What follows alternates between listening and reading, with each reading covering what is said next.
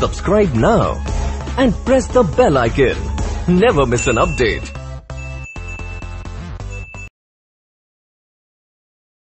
दोस्तों, YouTube channel कलाम education point पे आपका स्वागत है। मेरा नाम प्रियेंद्र कुमावत और मैं आपको साइकोलॉजी पढ़ाऊँगा। बोर्ड पे लिखा हुआ है मनोविज्ञान। पता चल गया होगा आपको कि हमारी ये क्लास जो है वो मनोविज्ञान की होने वाली है। ठीक है, एक क्लास अपनी पहले हो चुकी है कल और एक क्लास आज है। तो इसके अंदर कल हमने ये पढ़ा था कि जो बाल विकास है वो बालकों का विकास होता है, बालकों के विकास का, बालकों का अध्ययन किया जाता है इसमें, छोटे बच्चों का। ठीक है, इसमें मनोवैज्ञानिकों के बारे में बताया था कि प्लेटो था। प्लेटो ने रिपब्लिक एक बुक जो थी उसके अंदर ये बताया था कि जो बाल जो हैं उनको जो बाल्यावस्था में जो हम प्रशिक्षण देंगे वो उनका भविष्य निर्धारित करेगा। ठीक है, इसके बाद आए थे बर्क ने जो वैज्ञानिक सिर्फ एक कहते हैं कि बर्क जो है वो उसको वैज्ञानिक अध्ययन नहीं किया था, उसका सिर्फ परिभाषित किया था। इसके बाद आते हैं पेस्टोलॉजी ने वैज्ञानिक अध्ययन किया था। ठीक है, अपने 3.5 वर्षीय बालक पे। इसके बाद आपके जो स्टैनले हॉल हैं वो आते हैं। स्टैनले हॉल ने प्रश्नावली का निर्माण किया था। इसके बाद आपके क्रॉ एंड क्रो आते हैं 20वीं शताब्दी के अंदर। इन्होंने कथन दिया था कि जो 20वीं शताब्दी है वो बालकों की शताब्दी होगी। ठीक है, और कैरियर डे हम क्यों मनाते हैं इस बारे में बताया था कि जो विलियम हिली है उन्होंने जो शिकागो के अंदर जो है 1909 के अंदर एक क्लिनिक की स्थापना की थी, एक संस्था की स्थापना की थी जिसका नाम था बाल जो निर्देशन क्लिनिक। ये नाम था इसका, बाल निर्देशक क्लिनिक।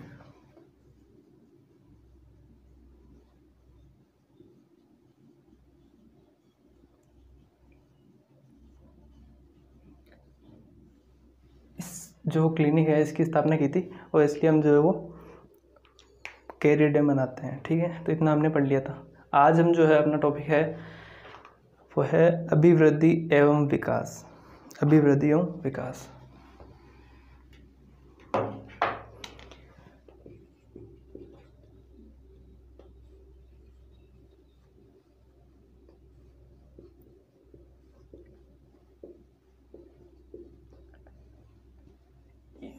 आपने अभिवृद्धि और विकास शब्द पढ़ रखे होंगे।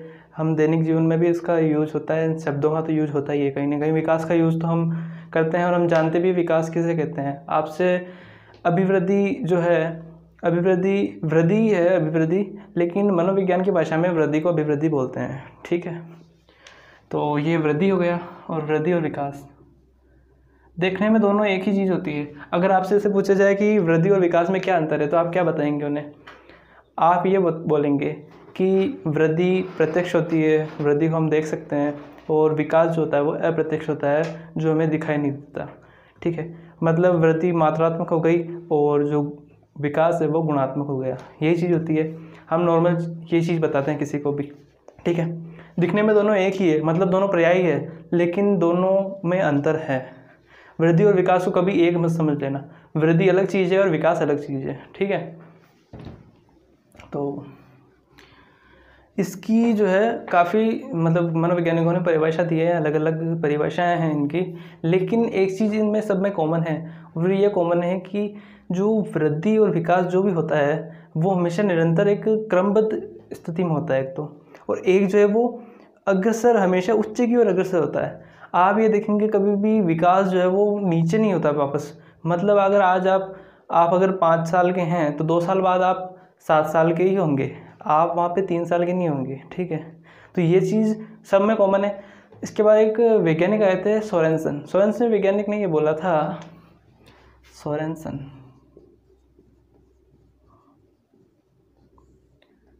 वैज्ञानिक है, इन्होंने अभिवृद्धि के बारे में बताया था। इन्होंने से बोला था कि जो अभिवृद्धि है वो प्रत्यक्ष होती है, जिसे हम आंखों से देख सकते हैं।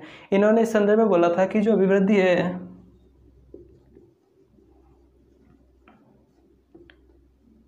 प्रत्यक्ष होती है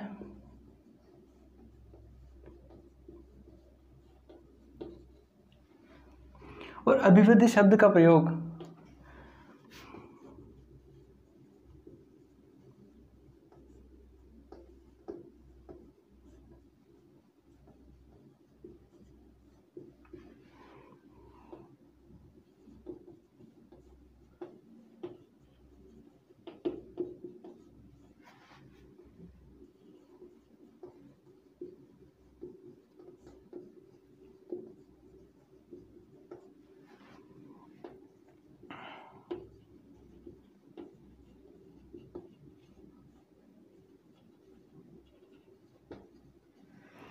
इन्होंने ऐसा बताया था कि जो अभिवृद्धि है वो प्रत्यक्ष होती है, ठीक है। और अभिवृद्धि शब्द का प्रयोग शरीर के अंगों के भार और आकार में जो वृद्धि होती है इस संदर्भ में बताया था कि जो अभिवृद्धि होती है हमारे शरीर के अंदर के बारे में बताया था कि जो हमारे शरीर के अंगों का भार होता है, हमारे शरीर के अंगों का जो आकार है उसमें परिवर्तन। आप ये देखते होंगे कि हम निरंतर अग्रसर होते हैं उच्च की ओर, तो हमारे शरीर का भार भी निरंतर बढ़ता जाता है। एक 5 साल के बालक का और एक 10 साल के बालक का जो है भार अलग अलग होता है, दोनों के भार में डिफरेंस होता है काफ़ी। तो ये इन्होंने बताया था कि जो आकार में और जो उसके भार में जो परिवर्तन होता है, जो वृद्धि होती है, यही अभिवृद्धि है, ठीक है। ये सोरेनसन की है, ठीक है, सोरेनसन की है, ध्यान रखना। और इसके बाद आए थे आपके हरलॉक। क्या आए थे? हरलॉक। इन्होंने अभिवृद्धि के बारे में बताया है, इन्होंने विकास के बारे में बताया है। विकास के बारे में ये बताया है कि हरलॉक ने बताया है कि जो विकास जो होता है परिपक्वता के लक्ष्य की ओर परिवर्तन का प्रगतिशील क्रम है। मतलब विकास प्राणी में परिपक्वता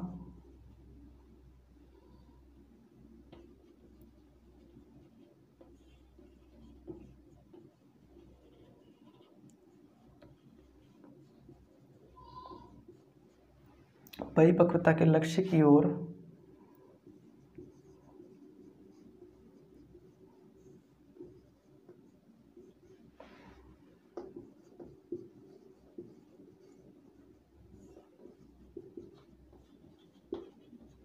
प्रगतिशील क्रम है, ठीक है। और ये बताया था कि ये नवीन विशेषताएं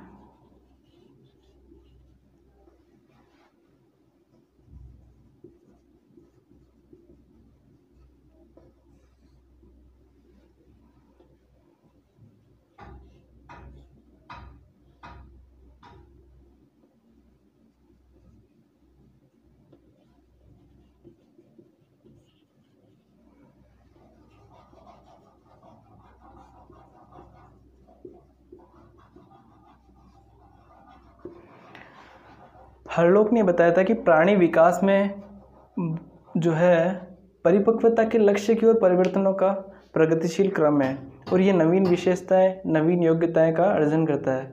अगर आप विकास करते हैं, आपके शरीर में अगर विकास होता है तो आपके अंदर नए परिवर्तन आते हैं, नए विकास होता है तो नए परिवर्तन आएंगे, आपके पास नए विशेषता आएंगे आपके अंदर। आप ये चीज़ देखते होंगे कि पहले आप जो है 10 किलो का जो भी मतलब सामान है वो नहीं उठा सकते थे, लेकिन आप जैसे जैसे आपके अंदर आपकी उम्र निकलती गई, आप बड़े होते गए, तो आपके लिए 10 किलो का वज़न उठाना आसान हो गया काफ़ी।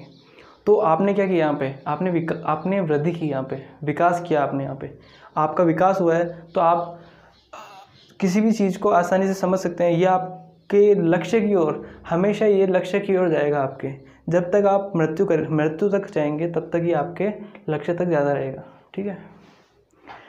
एक और वैज्ञानिक है इसके बाद में, जो एक और वैज्ञानिक आए थे इसमें, जेम्स ड्रेवर।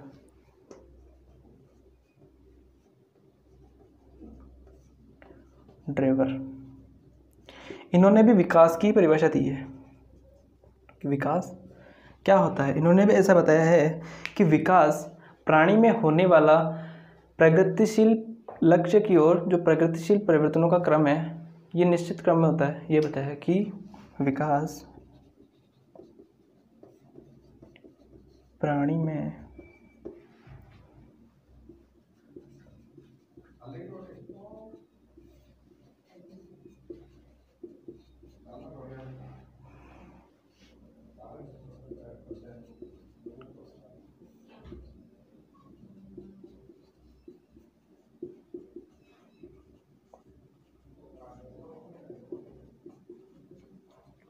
मतलब दोनों की एक जैसी परिभाषा है। इन्होंने ये बताया कि परिपक्वता की ओर जो है परिवर्तनों का जो एक प्रगतिशील क्रम है, हमेशा प्रगति करता रहेगा ये क्रम, और परिपक्वता की ओर ही होगा, लक्ष्य की ओर होगा हमारे।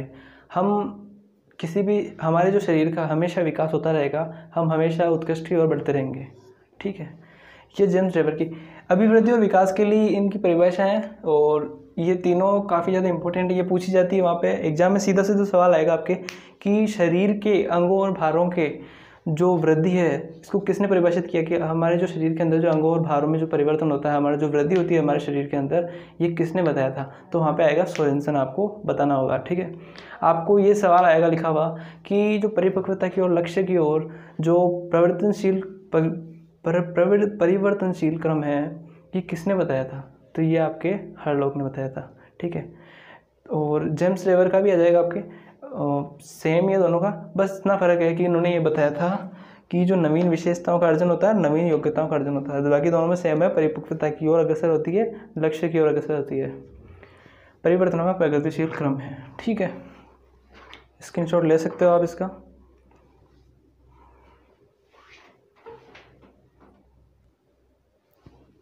साफ कर देते हैं इसको।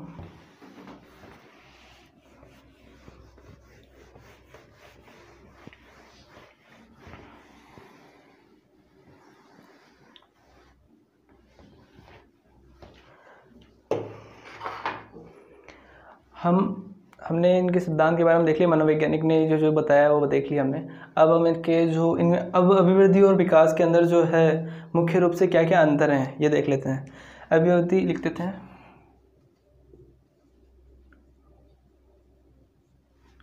और इधर लिखते हैं विकास। जैसा हम पढ़ते आ रहे हैं स्कूलों में ऐसे ही पढ़ते थे, विकास इनमें अंतर इस तरीके से पढ़ते थे। अब हम पहला ये लिख सकते हैं कि अभिवृद्धि जो होती है वो मात्रात्मक होती है। ठीक है, मात्रात्मक होती है और ये गुणात्मक होती है।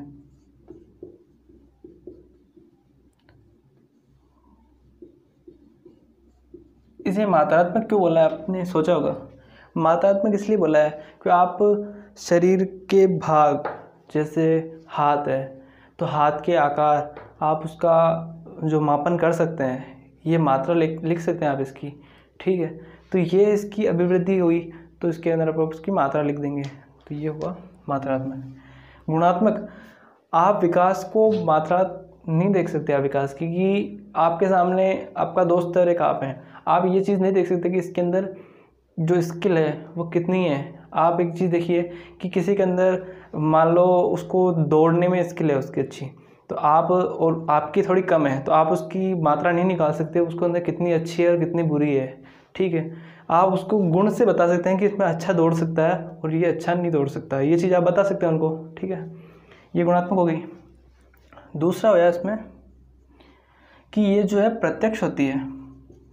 हम जो बालक का विकास होता है उसे हम देख सकते हैं अपनी आंखों से। एक 5 साल का बालक होता है उसे आप देख सकते हैं बिल्कुल जो छोटा होता है, हाइट में छोटा होता है, भार में कम होता है, तो ये आप मात्रा उसकी दिख जाती है। और एक जो है वो 10 साल का होता है तो उसमें ज़्यादा होती है, तो ये आपको देख सकते हैं आप। अब ये प्रत्यक्ष होती है तो आप इसको देख सकते हैं, और ये अप्रत्यक्ष होती है, आप नहीं देख सकते कि किसी का माइंड कितना शार्प है, कितना जो है डिम है, आप नहीं देख सकते ये चीज़। तो ये चीज़ हो गई, तो ये अप्रत्यक्ष हो गई, आप देख नहीं सकते, सिर्फ अनुमान लगा सकते हैं। ठीक है, अच्छा, इसके बाद में आप ये जो अभिवृद्धि होती है वो एक पक्षीय होती है। एक पक्षीय इसलिए है क्योंकि इसमें सिर्फ आप आकार और भार को ही माप सकते हैं और कुछ नहीं कर सकते। इसके अलावा इसमें अभिवृद्धि हो रही है, आप एक निश्चित उम्र पे आके, एक निश्चित आयु पे आके किसी भी व्यक्ति की हाइट भी रुक जाती है, भार भी निश्चित हो जाता है। आप किसी भी देख लीजिए 5 फुट है, 6 फुट है, उसकी हाइट वहाँ पे निश्चित हो जाती है। ऐसा नहीं कि लाइफ टाइम जो है उसकी हाइट बढ़ती रहेगी, ऐसा नहीं है, और हमेशा उसका भार बढ़ता ही रहेगा, ऐसा भी नहीं है। एक समय आएगा तब वो रुक जाएगा। तो अभिवृद्धि एक समय पे आके रुक जाती है और जो विकास है वो निरंतर चलता रहता है। विकास ऐसा नहीं है आपका विकास जो है मानसिक विकास है, शारीरिक विकास है, जो सामाजिक विकास है वो हमेशा चलता रहेगा। जब तक आप जिएंगे जब तक आपके अंदर सांसें है वो हमेशा चलता रहेगा आपके। ठीक है, तो ये एक पक्षीय है और ये बहुपक्षीय है। विकास हर क्षेत्र में होता है इंसान का। अब बोलते हैं कि मान लो किसी के अंदर खेलने में आगे है, कोई पढ़ाई में आगे है, कोई मतलब अच्छी गाड़ी चलाने में आगे है, कोई अच्छा मतलब एक्टिंग करने में आगे है, तो ये स्किल उसकी हर क्षेत्र में हो सकती है, उसके हर क्षेत्र में। तो यहाँ पे ये बहुपक्षीय है। ठीक है, ये बहुपक्षी है, ठीक है, ये एक पक्षी है और बहुपक्षी, ठीक है। फोर्थ नंबर ये होगा कि जो अभिवृद्धि है वो विकास का ही एक भाग है। विकास हो रहा है, अगर आपकी हाइट बढ़ रही है तो आपका विकास भी हो रहा है, उसमें वृद्धि हो रही है लेकिन विकास भी हो रहा है। लेकिन आपका माइंड आज अगर आपको बोलते हैं 2+2 कितने होते हैं, आप बोलेंगे 4 होते हैं, ठीक है। अगर यही आपको, जो आप 2 साल के थे तब आपको यही समझने में कठिनाई आती थी, उस टाइम आपके विकास, माइंड का जो विकास था वो नहीं हो रखा था, लेकिन आज आप इस स्थिति में आ गए हैं कि आप इसको बता सकते हैं, तो विकास हुआ है आपका। लेकिन ये जो विकास है ये निरंतर चलता रहता है ना, ठीक है। अच्छा, अभिवृद्धि क्या हो गया अब कि अभिवृद्धि बहुपक्षी हो गया, एक पक्षी हो गया। अच्छा, इसके बाद में ये एक निश्चित समय पे आके रुक जाता है, ठीक है।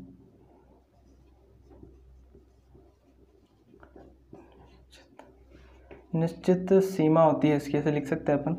और ज़्यादातर जो है वो 20 वर्ष के अंदर अंदर हो जाता है कंप्लीट, जो अभिवृद्धि है किसी की भी, तो 20 वर्ष की आयु तक हो जाती है। 18 वर्ष होती है वैसे किशोर अवस्था के अंत तक इसकी जो है वृद्धि हो जाती है, ठीक है। और ये जो है वो आपके मृत्यु पर्यंत तक चलता रहता है, ये मृत्यु पर्यंत तक चलता रहता है, ठीक है। ये मृत्यु पर्यंत चलता रहता है, ये विकास का ही एक भाग है।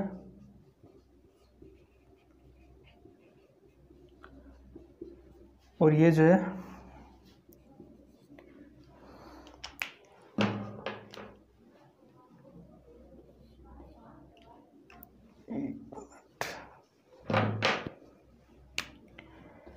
ये अपने आप में एक अर्थ रखता है,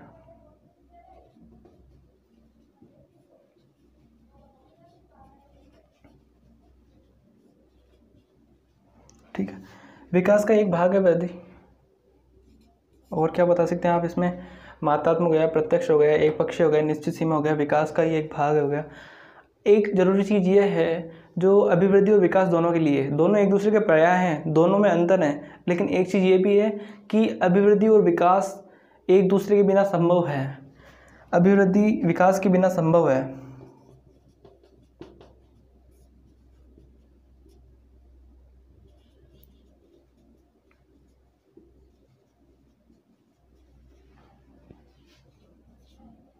और विकास भी अभिवृद्धि के बिना संभव है।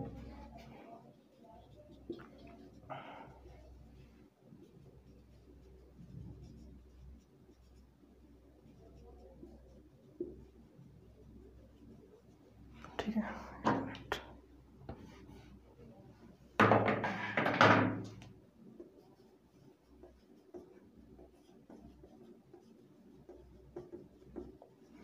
ठीक है।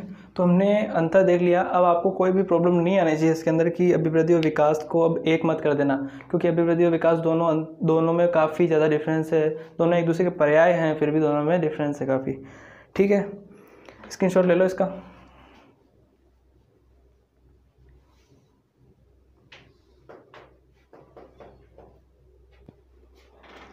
साफ कर देते हैं।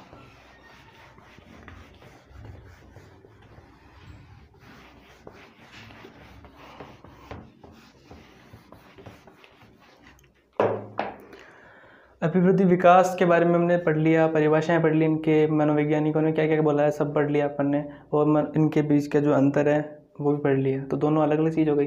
अब जो है अभिवृद्धि और विकास दोनों का जो है आयाम जरूरी है इनका पढ़ना, क्योंकि आयाम ही तो पता चलता है कि इसका उत्पत्ति कहाँ से होती है, कहाँ इसकी जो इम्पोर्टेंस है वो कहाँ पर है, यही तो आयाम से पता चलेगा। तो हम देखते हैं।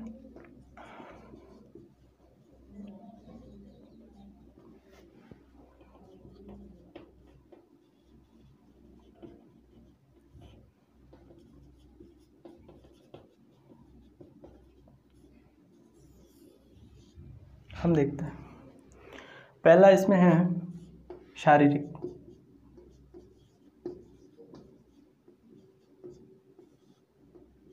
शारीरिक हो गया, शारीरिक आयाम। दूसरा इसमें देखते हैं अपन संवेगात्मक। तीसरा इसमें संज्ञानात्मक। सबके बारे में बताऊंगा अभी क्या क्या होता है, सब बताएंगे। एक है इसमें नैतिक, भाषात्मक,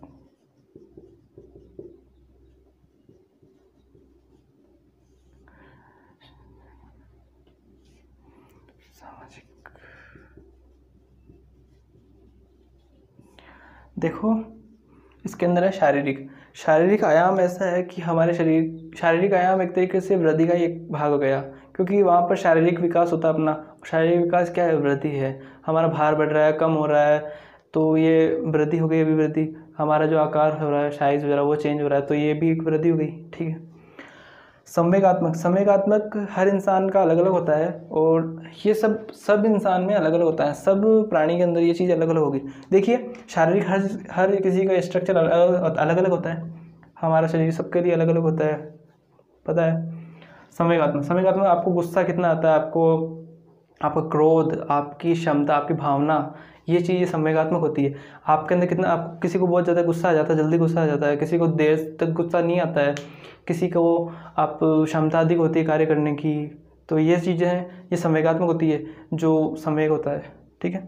संज्ञानात्मक, संज्ञानात्मक जानना। अब किसी चीज़ को आप किसी को बता दो तो उसे कोई तो बात उसको जल्दी से पता चल जाती है, और किसी को आप कितनी भी बार बता दो उसको पता नहीं चलती। तो संवेगात्मक होता है। आपको संज्ञानात्मक, आपके संज्ञान का मतलब होता है जानना। ठीक है, संज्ञान का मतलब जानना।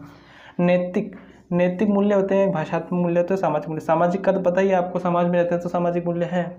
भाषात्मक मूल्य, भाषात्मक एक तरीके से ये जो है, भाषात्मक का मतलब हो गया आपके जो स्किल जो होती है, आपकी जानने की जो क्षमता होती है, आप किसी को कितना अच्छे से रिप्रेजेंट कर सकते हैं, ये चीज़ होती है। नैतिक मूल्य, नैतिक मूल्य आपके जो दैनिक जीवन में जो भी कार्य आने वाली चीज़ें होती है उनके बारे में बताते हैं। ठीक है।